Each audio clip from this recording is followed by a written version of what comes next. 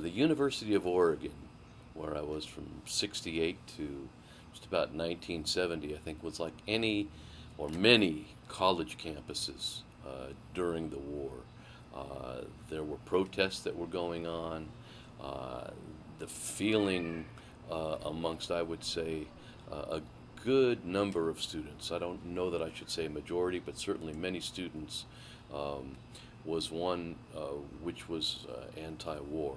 I have some very vivid memories being in a class called Film as Literature. I was an English major in college, and class in Film as Literature was meeting one night, and there was a radical element on campus, a group called the SDS, or Students for Democratic Society, um, uh, was the radical element, and at some point in that in during the protestations that were going on, some members of SDS were thrown in jail in Eugene, and they came storming through the lecture hall and said, so and so and so and so of the SDS has been thrown in jail, and we want everybody to march to the Eugene jail now.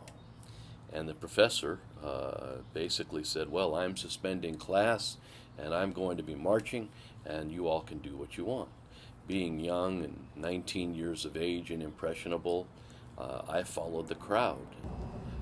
From what I've read in my own research and studies, up and I would say probably 65, 66, there was general support for the war. But as the war began to come home, and has been said by people far more astute than me, when people in Middle America started to see the coffins coming home, and the increase in reportage on the war, I think that's when things began to turn. There are countless stories. I've heard some, because most of my friends these days, and people I know professionally, are Vietnam veterans. My own internist, Dr. Gene Fishman, tells a story of, and he was in Vietnam in 66 and 67, which would have predated the Tet Offensive, being told by a cousin of his who had come back earlier, be careful when you come back, to the world, because the protesters are spitting on the GIs. Here's a man who was a captain in the U.S. Army, flies home to Travis Air Force Base, gets a bus to San Francisco, goes into the bathroom of the Greyhound bus station, takes off his uniform and throws it in a trash can, puts on civvies, civilian clothes, and flies home to Los Angeles. To me, there's something inherently sad about an officer in the U.S. Army having to do something like that. And I think that the American public today, with, as another Vietnam veteran says, newer sabers rattling, learned its lesson from that. Thank God I never was one to disrespect a person in uniform or do any spitting or anything like that.